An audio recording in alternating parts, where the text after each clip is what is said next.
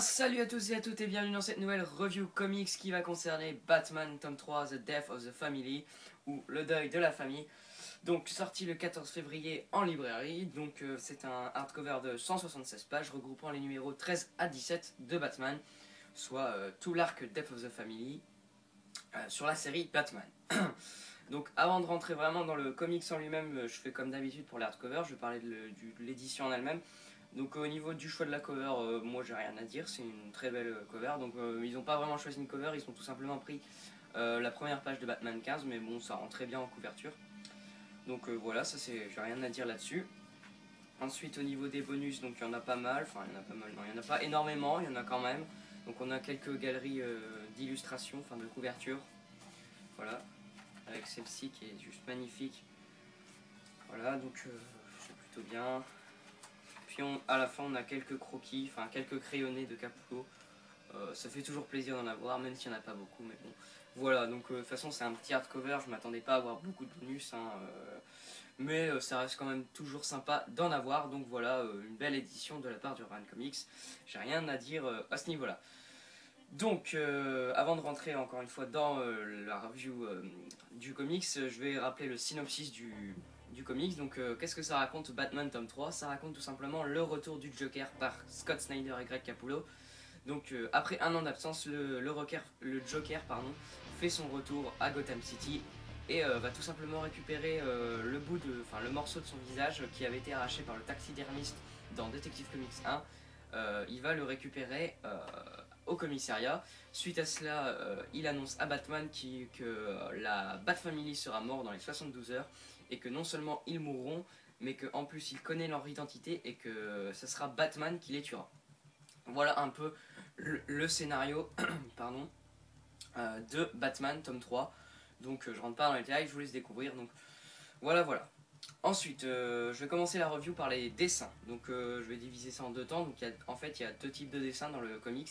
C'est-à-dire que Urban a mis aussi les backups de la série. Donc on a la partie principale de Snyder et Capullo.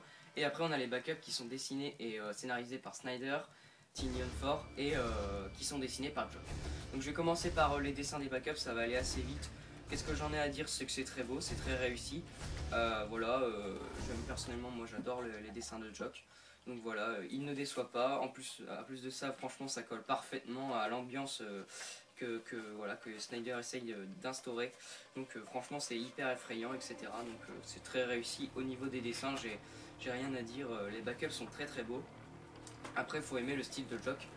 Voilà, si vous aimez pas le style de Jock, bah, vous aimerez pas forcément. Mais bon, moi personnellement, j'aime beaucoup les dessins des backups. Ensuite, l'autre grande partie du hardcover est dessinée par Greg Capullo. Donc Greg Capullo, c'est un artiste que j'adore, c'est peut-être même le dessinateur que je préfère. Et sur ce Batman tome 3, il ne déçoit pas, loin de là. Il nous offre des planches juste sublimes. Hein, enfin voilà, chaque chapitre est vraiment une merveille. Donc voilà, que ce soit ça, enfin regardez-moi ça. Personnellement, voilà, je suis vraiment, j'adore ces dessins. Donc bon, voilà. Franchement, Capullo livre des planches parfaites, j'ai rien à dire. Il nous fait un travail remarquable. Il y a rien, quoi. Il y a rien de passé. Tout est parfait. Voilà. C'est rare que je dise ça au niveau des dessins, mais enfin, c'est pas forcément rare avec Capullo, mais là, franchement, j'ai que ça à dire, quoi. Tout est parfait. Regardez-moi cette planche. Enfin, regardez ça, quoi. C'est ahurissant. C'est incroyable. Franchement, Capullo est vraiment au top de sa forme. Plus de ça, voilà, ça fait hyper plaisir d'avoir ce genre de planche avec toute la Bat-Family dessinée par Capullo. Donc voilà, c'est vraiment du très très grand Capullo. De toute façon, il est comme ça depuis le début, hein, j'ai envie de dire. Si vous avez aimé ce qu'il a fait sur Court of Falls et Night of Halls, bah là il fait encore mieux. Donc franchement, au niveau des dessins, c'est parfait. Voilà, il n'y a rien à dire. Capullo est très très bon. Et ça, voilà, il se donne à fond et ça fait énormément plaisir d'avoir de si beaux dessins. Voilà pour les dessins de Capullo. Hein. Je ne vais pas m'éterniser pendant 3 heures à répéter la même chose. Que dire à part que c'est sublime, hein, j'ai envie de dire. Je vous montre une dernière planche, voilà, celle-ci, elle est juste incroyable. Donc voilà, Greg Capullo ne déçoit pas. Il nous livre un travail irréprochable, donc ça fait plaisir. Voilà, donc de très beaux dessins, que ce soit pour les backups et pour la série principale. Ensuite, on va rentrer dans ce qui a fait le plus de débats et ce qui a fait le plus couler d'encre, hein, c'est le scénario et l'écriture de Scott Snyder. Donc voilà, ça fait pas mal de débats, faut dire ce qui est, surtout pour la fin, etc. Je vous le dis d'emblée, moi personnellement j'ai adoré ce Batman tome 3 au niveau du scénario et de l'écriture, j'ai trouvé ça très très fort et pour plusieurs points. Le premier c'est que c'est rythmé de A à Z, voilà, enfin voilà, ça s'enchaîne très vite, c'est incroyable, voilà, on s'arrête pas, donc voilà, ça c'est hyper bien rythmé. Ensuite, l'écriture des personnages est maîtrisée mais à la perfection. Chacun des personnages est très bien écrit, que ce soit Batman, Gordon qui est complètement effrayé dans ce tome 3, le Joker qui est juste terrifiant et complètement dingue. Donc franchement ça c'est vraiment génial, l'écriture des personnages est maîtrisée à la perfection, j'ai envie de dire. Voilà, tous les personnages sont très bien écrits. Ensuite, autre point très très bien maîtrisé par Snyder, et ça depuis assez longtemps, c'est l'ambiance. Voilà, l'ambiance qu'il pose est incroyable, que ce soit par exemple, je pense à Batman numéro 13 qui est juste mais incroyable. Je pense par exemple à la scène du commissariat qui est enfin voilà, la scène du commissariat, moi franchement je l'ai trouvé énorme là avec le Joker qui est juste terrifiant. Ensuite il y a aussi Batman numéro 16 avec quand il est dans l'asile et tout. Donc franchement c'est incroyable, l'ambiance est incroyable, l'écriture des personnages est très bonne. Ensuite la relation Batman-Joker est juste elle aussi incroyable. Voilà, on a vraiment franchement cette relation très ambiguë qu'ont les deux personnages. Voilà, un Joker qui veut prouver à Batman qu'il est tout simplement voilà, que Batman ne peut se passer du Joker. Donc voilà, c'est vraiment incroyable, l'écriture leur relation est vraiment très très bien maîtrisée elle aussi. Donc franchement ça c'est vraiment parfait, j'ai rien à dire aussi là-dessus. De la part de Snyder, il sait y faire. Ensuite les dialogues et l'écriture est aussi elle géniale en général. C'est toujours très bien écrit, bourré de détails, etc. Mais des détails intéressants. Donc voilà, ça c'est vraiment très très bon de sa part. De toute façon, voilà, il est vraiment tout comme Court of Falls et Night of Falls. Voilà, il fait la même chose, mais voilà, c'est très très bon. J'ai que ça à dire. Après, oui, c'est sûr que la trame principale, c'est-à-dire le scénario en elle-même, le script en lui-même, est assez facile, il est assez voilà, il est pas incroyable mais tout le reste est tellement bon que franchement voilà, c'est phénoménal. Le seul point négatif que je pourrais noter à cela, c'est malgré une belle conclusion qui est bien écrite, etc., à la lumière de Night of Falls, enfin Court of Falls, c'est pareil, c'est-à-dire qu'on a une conclusion qui est assez frustrante, c'est-à-dire qu'on arrive à un Batman 17, donc qui est le dernier numéro du comics, où la pression est tellement à son apogée que forcément quand tout ça redescend on ne peut que n'être frustré. Donc là-dessus ça c'est un peu dommage, mais après ce qu'on peut vraiment lui en vouloir, c'est sûr qu'il écrit quelque chose de tellement ambitieux que c'est sûr que si on s'attend à des répercussions de dingue, on peut n'être que déçu.